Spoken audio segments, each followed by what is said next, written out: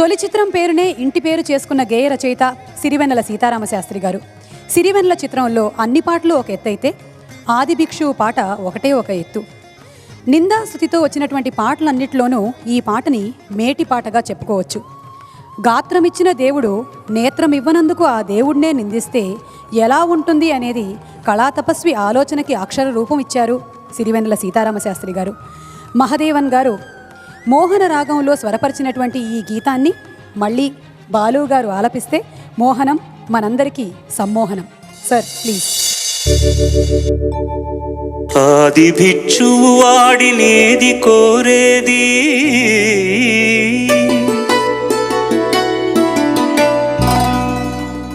బూడిదిచ్చేవాడినేది అడిగేది. ఆది భిక్షువు వాడినేది కోరేది, బూడిదిచ్చేవాడినేది అడిగేది. ఏది కోరేది వాడినేది అడిగేది,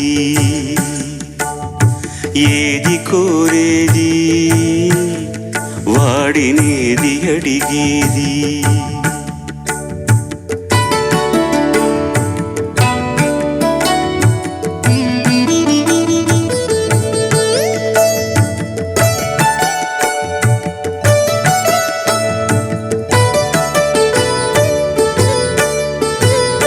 తీపి రాగాల కోకిలమ్మకు నల్ల రంగు నలమిన వాడినేది కోరేది.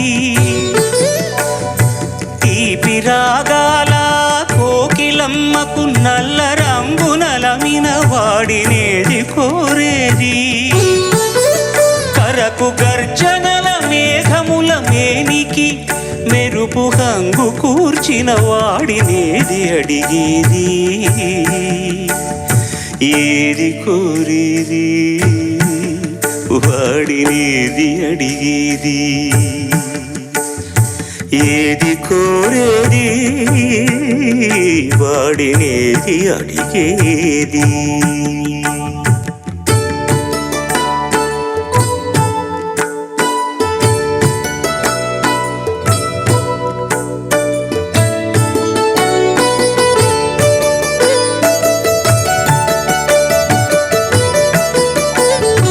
తేనెలొలికే పూల బాలలకు మూన్నాళ్ళ ఆయువు ఇచ్చిన వాడినేది కోరేది. తేనెలొలికే పూల బాలలకు మూన్నాళ్ళ ఆయువు ఇచ్చిన వాడినేది కోరేది. బండరాళ్లను చిరాయువుగా జీవించమని ఆనతిల్చిన వాడినేది అడిగేది. ఏది కోరేది వాడినేది అడిగేది, ఏది కోరేది వాడినేది అడిగేది.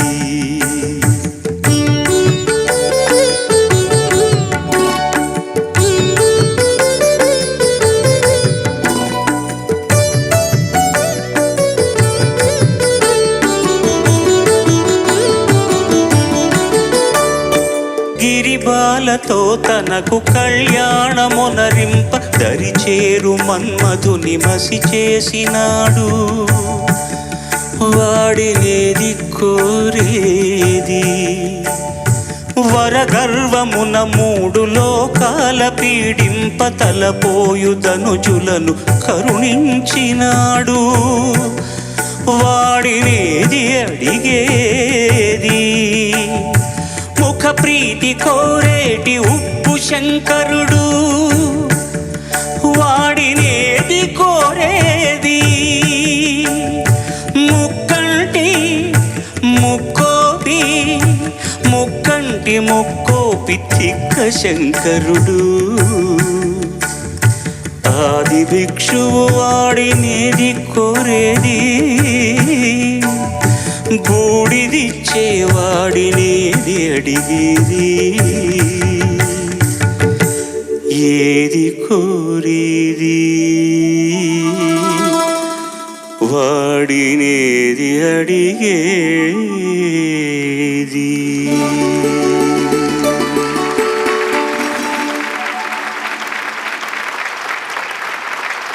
ఇంకేంటి మేము అడిగేది, ఏమిటి కోరేది? ఇంతకన్నా భాగ్యం వేరే ఉంటుందా? మొట్టమొదటి పాట రచనకి గాను సిరివెన్నెల సీతారామశాస్త్రి గారు నంది బహుమతిని అందుకున్నటువంటి పాట.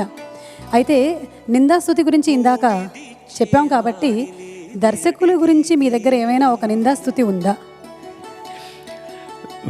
మేము స్తుతి చేసుకుంటే నింద వస్తుందేమోనని భయం ఉంది. ఎందుకంటే బాంధవ్యం కూడా ఉంది కాబట్టి. కాకపోతే ఇక్కడ బంధుత్వం కంటే కూడా ఒక గొప్ప దర్శకుడి దగ్గర పనిచేసిన అనుభవం నాకు చాలా ముఖ్యం. ఆశీస్సు నాకు చాలా ముఖ్యం. ముఖ్యంగా ఈ పాటకు సంబంధించినంతవరకు మాకు మూడో ఇంట్లో ఉంటారు ఏడుది నాగేశ్వరరావు గారు. ఒకరోజు సడన్గా అక్కడి నుంచి ఒక ప్రొడక్షన్ మేనేజర్ కబురు పంపించారు మా ఇంటికి, విశ్వం గారు అర్జెంటుగా రావాలి నువ్వు అని. వెళ్తే అబ్బాయి అర్భకంగా అతను ఉన్నాడు. అరే ఈ అబ్బాయి భరణి అని నువ్వు వినాలి, ఒక గంగావతరణం చెప్తాడు కవిత్వం అని. నేను పులకరించిపోయాను అతను చెప్పిన తర్వాత. ఒకటే మాట అన్నాను అతనితో, మీరు అన్నయ్య సినిమాకి పాటలు రాస్తున్నారు, మీరు విశృంఖలంగా చాలా రాయాలని, అందులో సింహపాలు నేను పాడాలని కోరుకుంటున్నానండి అని. అది జరిగింది. అలాగే చాలా కొద్దిమందికి ఇంటి పేరు మార్చుకునేటటువంటి ఒక ఖ్యాతి వస్తుందన్నమాట. ఈ రోజుకు కూడా అదే నిబద్ధతతో రాస్తున్నాడు పాటలు. తను ప్రతి పాట తన మొదటి పాటని పురిటి నొప్పులు పడతాడు ప్రసవించడానికి. అంత అద్భుతమైన కవి. ఇప్పుడు ఈ నలుగురికి కూడా ఇంతకు మునుపు నేను చెప్పినటువంటిది పాట, సందర్భం, దాని గురించి పడే తాపత్రయం ఆ నలుగురికి కూడా చెందుతుంది. అలాంటి మహానుభావులు అయాచితంగానో అనుకోనే ఒకే రోజున ఒక వేదిక దగ్గరికి రావడం అనేటటువంటిది చాలా గొప్ప విశేషంగా నేను భావిస్తున్నాను. విశ్వం గారు శంకరాభరణంలో నన్ను పాడించుండకపోతే నేను మీకు చాలా సినిమాల్లో పాటలు పాడేవాడిని, అది వేరే విషయం. ఉదాహరణ చెప్పాలంటే అంతవరకు హాయ్ బాలు అనేవారు. శంకరాభరణం అయిన తర్వాత నమస్కారం సార్ బాగున్నారా అన్నారు. ఎందుకంటే నేనేం చెప్పలేను. నాకు ఒక కొత్త వీసాని, కొత్త పాస్పోర్ట్ని, కొత్త గౌరవాన్ని దక్కించారు ఆయన సినిమాలో పాడినటువంటి పాటకు. నాకు మొట్టమొదటిసారి నేషనల్ అవార్డు వస్తే ఆ పక్కన కూర్చున్న బాలచంద్ర గారు నన్ను మొట్టమొదటిసారి హిందీ సినిమాకు పరిచయం చేశారు. He fought with the music director that it's only SPB who will sing for me in this film, and for his first song which he has given to me I one again a national award. What can I say? వీళ్ళకు ఎట్లా నేను కృతజ్ఞత తెలుసుకోగలను. అలాగే పాట చాలామంది అనుకుంటారు, ఆయన ఎదురుగుండానే చెప్తాను, విశ్వనాథ్ గారికి సంగీతం గురించి చాలా అభినివేశం ఉంది, ఆమె చాలా లోతైనటువంటి జ్ఞానం ఉంది, నృత్యం గురించి కూడా ఆయనకు చాలా లోతైన జ్ఞానం ఉంది అని. ఆ రెండు అబద్ధాలు. వాటి పట్ల ఆయనకు చాలా గౌరవం ఉంది, చాలా మక్కువ ఉంది. మనది మనతనం అనేటటువంటి దాన్ని సినిమా తెర మీద ఆవిష్కరించడానికి అనుక్షణం తాపత్రయపడే వ్యక్తి. ఈ పాట చేసినటువంటి మహదేవన్ గారికి, పుహళేంది గారికి తెలుగు జాతంతా రుణపడి ఉంటుంది. నిజం చెప్పాలంటే మహదేవన్ గారు బార్డర్ టౌన్ అనేటువంటి పాలకాడ్ నుంచి వచ్చారు. ఆయన మాతృభాష తమిళమైనా కూడా మలయాళంలో కూడా ఆయన బాగా మాట్లాడగలరు. పుహళేంది త్రివేంద్రం నుంచే వచ్చాడు, మలయాళీయే. పుహళేంది అనే వ్యక్తి తెలుగులో కవిత్వం అద్భుతంగా రాయగలడు. ఆయనకు వ్రాయసకాడుగా పనిచేశాను నేను. ఆయన చెప్తుంటే రాసి నేను పత్రికలకు పంపించేవాడిని. ఎందుకంటే సంగీత మాత్రం వచ్చి ఉంటే ఇలాంటి పాటలకు ఒక ఇంత అద్భుతమైన రూపకల్పన జరిగేది కాదు. సాహిత్య పట్ల మక్కువ ఉన్నది వాళ్ళకి. అలాంటి మహానుభావులతో కలిసి పనిచేసే అవకాశం రావడం గొప్ప. నేను బాపు గారు కూడా చాలాసార్లు చెప్పాను. విశ్వం గారు మహదేవన్ గారి గురించి చెప్పిన ఒక చిన్న నిర్వచనం, ఆయన పరమపదించిన తర్వాత ఒకరోజు మేము కలుసుకొని పాటల గురించి ముచ్చటించుకుంటుంటే, మహదేవన్ మన మూర్ఖత్వాన్ని ఎంత భరించాడు రా అన్నాడు ఆయన. దానికి కారణం ఏంటంటే, మహదేవన్ అంతటి పండితుడికి మామ అది కాదు, మాకు ఈ ట్యూన్ కావాలి, ఈ రాగం కావాలి అని చెప్తే అన్నీ చిన్నపిల్లవాళ్ళలాగా విని అలాగే చేద్దాం అని చెప్పి మంచి పాటలు చేసి ఇచ్చాడురా.